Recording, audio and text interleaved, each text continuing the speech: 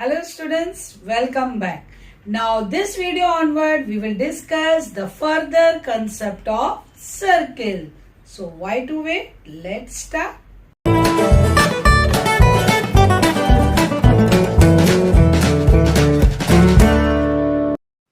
Now student, whatever I explained in the previous video, now let's solve the sum based on that concept only. Now in this, both the circles, the circle with center A and circle with center B touch externally at point E. Now line L touches the circle with center A at point C, while it touches the circle with center B at point D. So line L is the common tangent. Now larger circle radius is given 6 cm, smaller circles 4 cm. You are asked to find CD. Now first of all, what we will do, join AC, BD and AB. So let's first join AC, BD and AB. Now AC is perpendicular to CD and BD is perpendicular to CD. Why, students? Tell me. Based on what? What will be the reason? Tangent theorem. We have done line joining the center and the tangent point is always perpendicular to the tangent. So these both are perpendicular. Correct? Now you can easily calculate now AB. It is sum of AE and EB. Now your AE is the radius of smaller circle, that is R2. EB is the radius of larger circle, that is R1. So it will be 4 plus 6, that is 10 centimeter. So now you know that your AB is 10 centimeter. Now what you have to do, draw AF perpendicular to BD. So let's draw that one. From A, draw a perpendicular to BD. That is your F. I have drawn perpendicular, so both the side right angle triangles. Correct? Now this is, we can calculate now this one, FB. Easily we can calculate. Now student, BD is sum of BF and DF. Now your BD is the radius of larger circle, that is your R1, which is equal to 6. BF you don't know, but your DF is equal to AC, which is 4 centimeter. Since DF is equal to AC, they are opposite sides of rectangle. Therefore, AC will be also equals to R2. So your BF will be 6 minus 4, that is 2 centimeter. Now in this triangle, which I am shading with the red color, I can apply Pythagoras theorem because it is a right angle triangle. Side opposite to 90 degree is AB. So my AB is the hypotenuse. So let's apply the Pythagoras theorem now, students.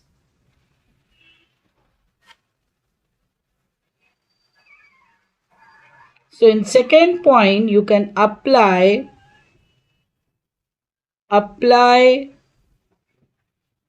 Pythagoras theorem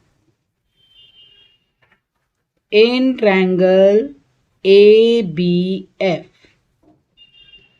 So your AB square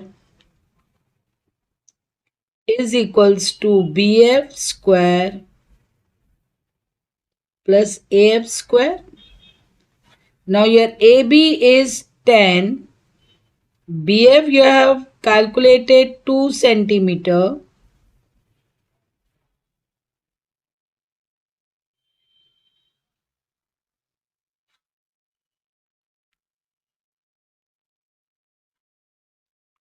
So your AF square, it will be 100 minus 4. That is 96. So your AF will be square root of 96.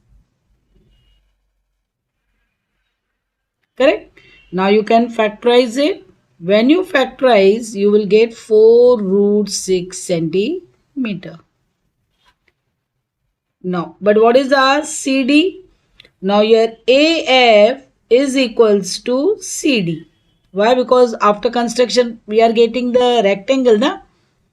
So, opposite sides of rectangle. So AF you got 4 root 6. So your CD will be also 4 root 6 centimeter. Now student, I have drawn the circle and O I am taking its center.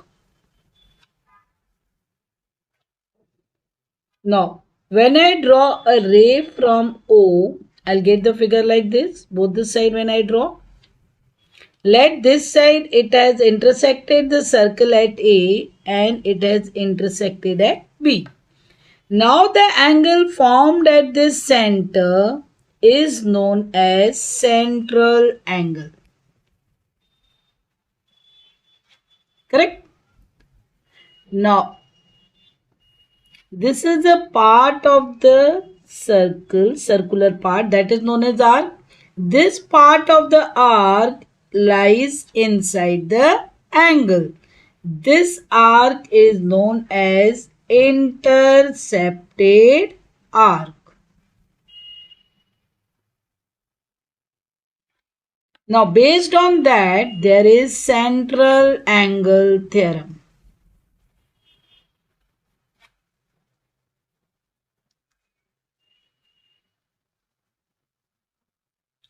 What is that theorem? I am explaining. We can write in the short form central angle theorem. According to this theorem, the central angle is always equal to its intercepted arc.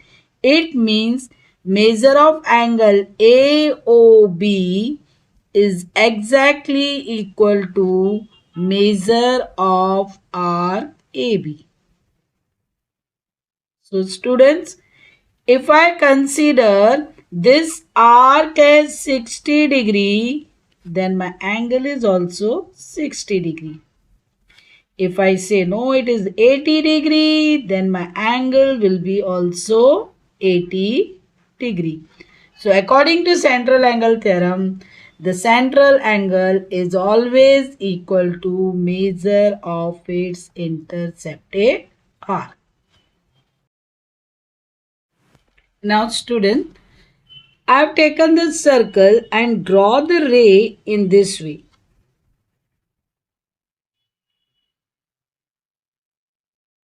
When I take in this way, all these 3 points are on the circle. Correct? Now, if I consider this angle is formed at a point on the circle. This angle is known as inscribed angle. This angle is inscribed in the arc from A to C. This arc is known as inscribed arc.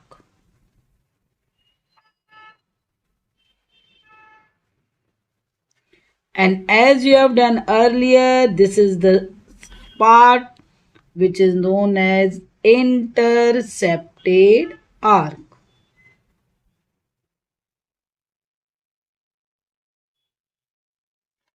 Central angle is inscribed angle is always half of its intercepted arc. This is known as inscribed angle theorem. So according to this theorem, inscribed angle is always half of its intercepted arc. So your inscribed angle here is ABC. So my measure of angle ABC is half of the measure of arc AC. AC is the intercepted arc. So student, if I say my this arc is 120 degree, then my this angle is 60 degree. If my arc is 100 degree, then my angle will be 50 degree. So what is inscribed angle? An inscribed angle is always half of its intercepted arc.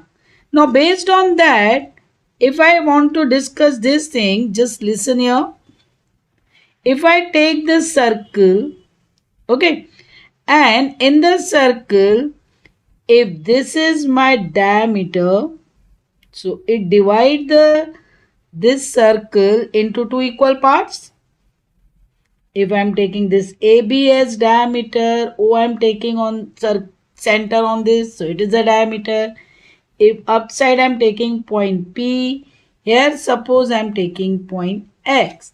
So it's like protector only, upper part, lower part also. So what is the maximum angle? 180 degree. So this arc is a semi-arc. Same way this arc is also a semi-arc. So semi-arc is always 180 degree. If in this I am taking angle like this, correct? Now this angle is formed on the point on the circle. It is inscribed angle, but this inscribed angle is inscribed in the semi-arc. Its intercepted arc is also semi-arc. Its inscribed arc is also semi-arc. So according to the inscribed angle theorem, my angle PAPB will be half of the measure of its intercepted arc. In the figure, AXB is the intercepted arc. You know, semi-arc is 180 degree. So half of it is 90 degree. So what property you have realized, student? If your inscribed angle is inscribed in the semi-arc, then it is always right angle. That is, its measure is 90 degree. So angle inscribed in the semi-arc is always right angle.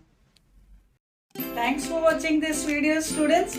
Hope you have understood whatever I explained in this video. Now, if you have any doubt, you can comment or mail. If you like the video, share and subscribe. Thank you.